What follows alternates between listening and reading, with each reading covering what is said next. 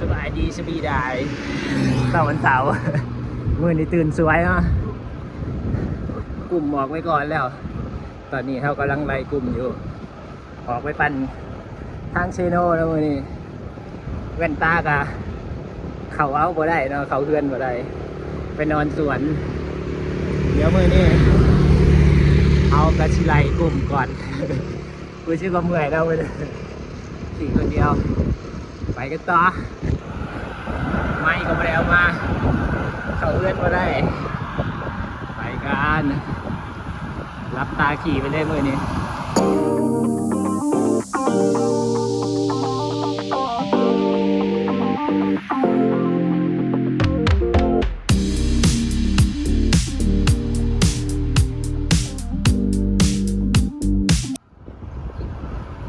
ไก่ห่อนเนินอิซุสุแล้ว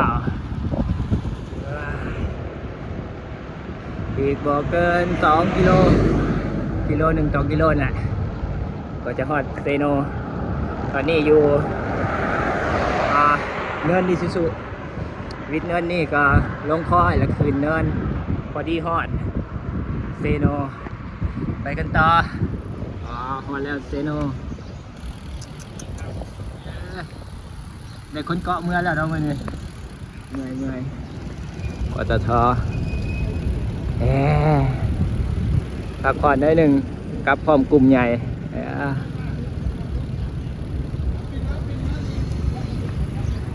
เช็ดอัพกล้องแล้วตอนนี้เพจเฟสต้าคล้ายอะไรเบิ่งว่ามือนี้มุมกล้องเพิ่นสิเป็นจังไดทีมงานรอถ่าเกียมมื่อนี้สิสปินบ่มื่อนี้ ที่ถามเบิ่งหน้าเสร็จเด้ออย่าไปเชื่อคำของนักปั่นหลายเนาะโซน2บ่มีในโลกเข้ามา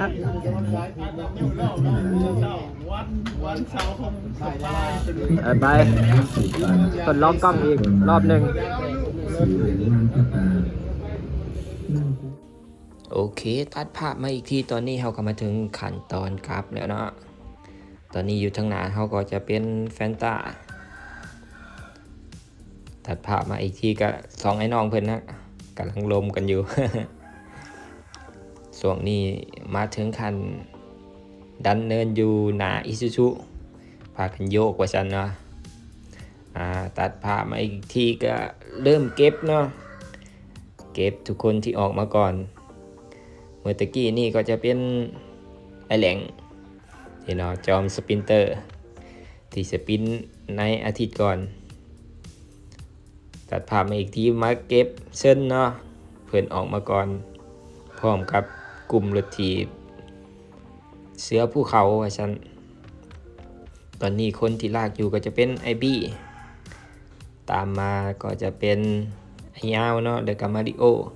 ไอแหลงแฟนตาแล้วก็เชิญปิดท้ายด้วยเฮาเนาะตอนนี้ถ้ามีเสียงเป็ดเสียงไก่เสียงกาที่ลั่นออกมาก็อย่าแปลกใจเนาะตอนนี้เฮามานอนสวน นี่เนาะกลุ่มรถถีบที่เป็นเสือภูเขาที่ออกมาก่อนก็เริ่มเก็บทีละคนแล้วตัดภาพมาอีกทีก็มาเก็บอีก1 คนอยู่ที่หน้าสวนน้ำกำลังขี่ลงค่อยเนาะที่อยู่ทั้งหน้าเฮานั่นเนาะจะเป็นเสือภูเขาจะเป็นอาจารย์สุริวัลและก็ท่านหมอพรชัยตอนนี้กำลังลงค่อยอยู่คนที่ลากก็ยังเป็นไอวี่อยู่เนาะจังหวะนี้เมื่ออาจารย์สุริวัลเห็นกลุ่มใหญ่มาเนาะกันแนมซ้ายแนมขวาตอนนี้จังหาจังหวะที่จะเข้าไปในกลุ่มใหญ่อยู่ท่านหมอพรชัยก็จับจ้องอยู่เนาะจังหวะนี้เจอชุบเข้ามาเนาะหาจังหวะเข้าจนได้เกาะกลุ่มใหญ่ไปเนาะตอนนี้กำลังลงคอยเอาเป็นคนปิดท้ายคนที่ลากอยู่ก็ยังเป็นไอบีคือเก่ามื้อนี้รู้สึกว่าเพิ่นค่อนข้างลากยาวเลยลงคอยตอนนี้บ่ฮู้ว่าความไวเท่าไหร่นะเพราะว่าเฮาลืมเนาะ ลืมเอาไม้ไปบ่แม่นลืมดอกเนาะเพราะว่าเข้าเฮือนบ่ได้ มานอนสวนแล้วเมื่อกลับเอารถอยู่เฮือนแหละคนอยู่เฮือนยังบ่ตื่นก็เลยเข้าเฮือนบ่ได้ก็เลยต้องได้จับรถถีบแว่นตาก็บ่มีเนาะนี่เนาะอันเชือกขาวๆนั่นก็จะเป็นบ่มุดเนาะพวกเฮาก็มาทันเราอยู่ที่ตอนลงคอยพอวิดคอยนี่ก็จะมีเนินเสือเขียวๆนั่นจะเป็นพอคันเพิ่นดันออกมาก่อนเนาะมาเบิ่งว่าคอยนี่เพิ่นจะสามารถเกาะกลุ่มไปได้บ่ตอนนี้เสือหมอบไล่มารวบเอาเสือภูเขานี่จะเป็นกลุ่มสุดท้ายแล้วเนาะเสือภูเขากลุ่มสุดท้ายที่ออกมาก่อนตอนนี้เสือหมอบก็ไล่รวบทั้งหมดเลยแหละนะตอนนี้เบิ่งว่าพวกคันจะสามารถดันไปจนสุดหัวเนินได้หรือบ่จังหวะนี้ก็ถือว่าเมื่อยพอสมควรเนาะไอบีพาขึ้นบ่ฮู้ความไวเท่าไหร่คนทางหน้าก็ยังเลี้ยงกันคือเก่าพอคันตีมือแล้วโอ้บ่ไหวแล้วเพิ่นว่า เอากับดันโตขึ้นมาเนาะก็บอกเพิ่นว่าฮึบๆให้เพิ่นเข้าหลังแต่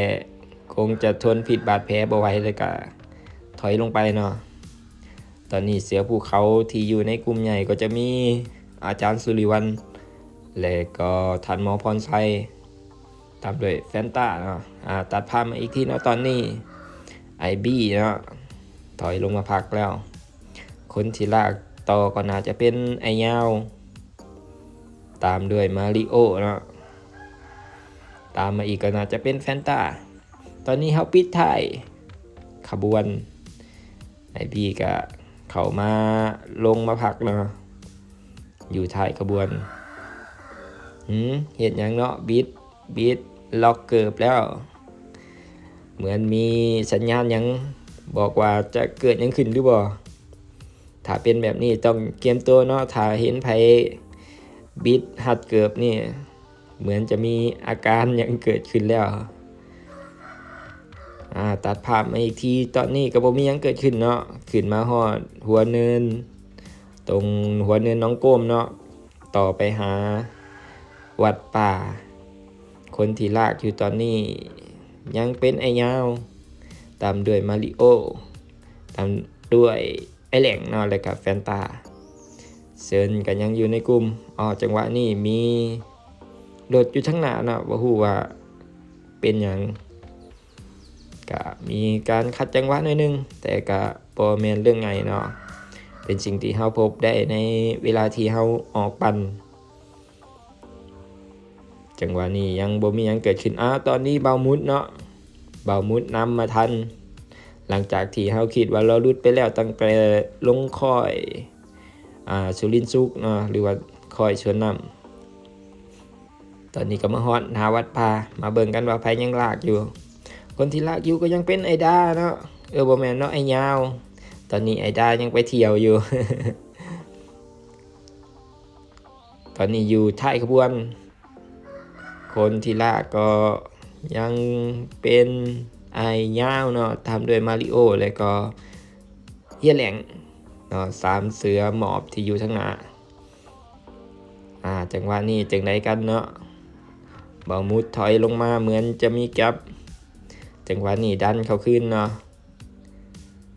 ช่วงนี้เป็นช่วงลงคอยต่อไปหาบ้านนาเตยแล้วเห็นหลักกิโลจากนี้ไปก็จะเป็นจังหวะลงค่อยตัดผ่านมาอีกที่ก็ฮอดอิซูซุบ้านนาเตยคนที่ลากอยู่ก็จะเป็นบ่แน่ใจว่าเป็นไผเนาะเป็นเฮียแหล่งเนาะไอแหล่งตามด้วยแพนต้าไอบี้แล้วก็ไอยาวแล้วก็มาริโอเหมือนมีรถโดยสารจอดอยู่ข้างหน้าเนาะจังหวะนี้รถโดยสารก็อยากไปเนาะทีมเฮาก็อยากปั่นไปข้างค่าก็อยู่ประมาณนี้เนาะรถโดยสารกับคนให้เนาะพอเฮาขอทางจังหวะนี้ตากล้องดันโตขึ้นมาว่าจะมาลากซอยไอแหล่งเห็นของไว้ตกแฟนต้าก็อยากลากเนาะตอนนี้บ่ได้เนาะตากล้องขอเคยขึ้นก่อนขึ้นมา ได้แป๊บหนึ่งแล้วตอนนี้ตัดภาพมาอีกทีมาริโอเนาะยิงออกไปตามด้วยไอบี้จังหวะนี้ตากล้องคุบน้ำบ่ทันมีอาการยืดเนาะเฮากระดันออกบ่ไหวเนาะตอนนี้พยายามห้องคนทางหลังเนาะขึ้นมาซอย จะเป็นไอ้ยาวเลยกระเชิญจังหวะนี้ห่างไปพอสมควรจังหวะนี้ไอ้บี้ยิงออกจีกซ้ายไปเนาะมาริโอจะเฮ็ดจังไดไล่คุบน่าจะบ่ทันเนาะจังหวะนี้ตอนนี้ไอ้ยาวขึ้นมาแล้วตามด้วยเชิญเนาะต้องไล่ซอยกัน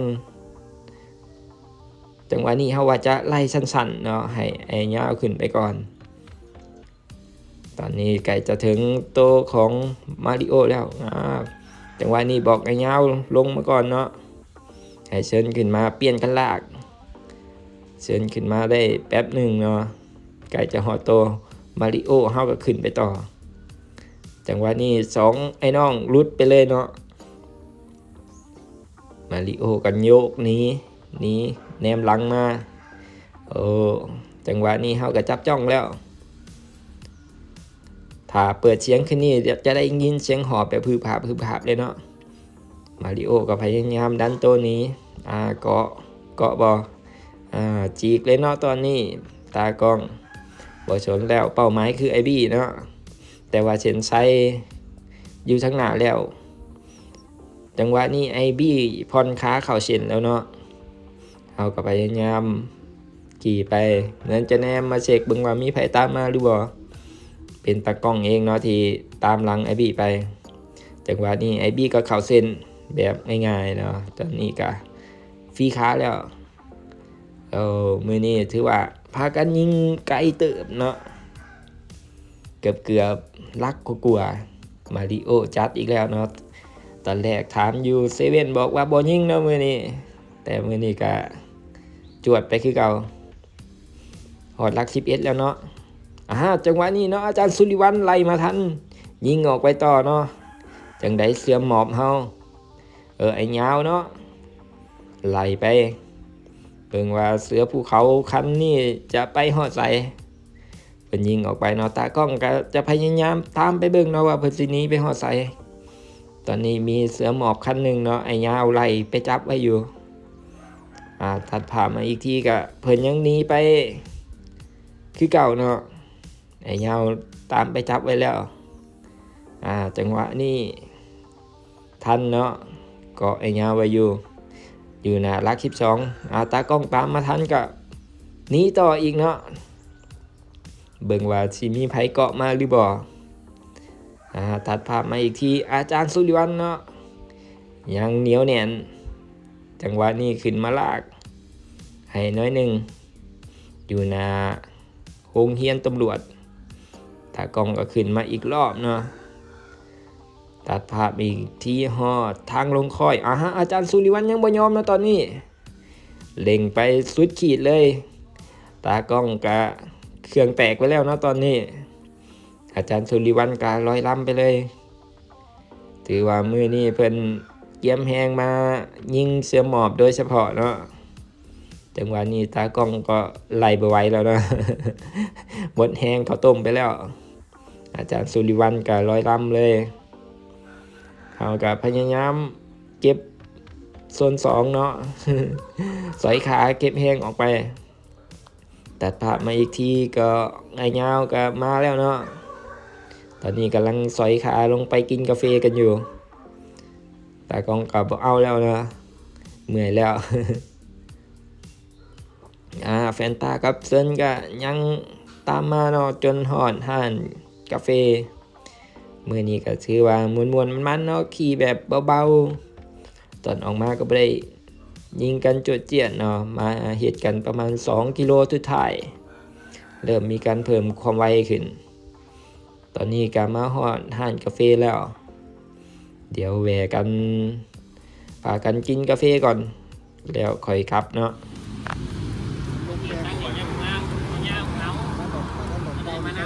ถึงห้านกาแฟแล้ว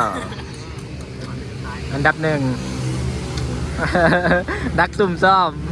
จะได้มื้อนี้เรือนกิจกรรม เดี๋ยวรอบหน้าเพิ่นสิมาเอาเลย เลิกตะลึงมากอะไรเก่งกว่าไปสวน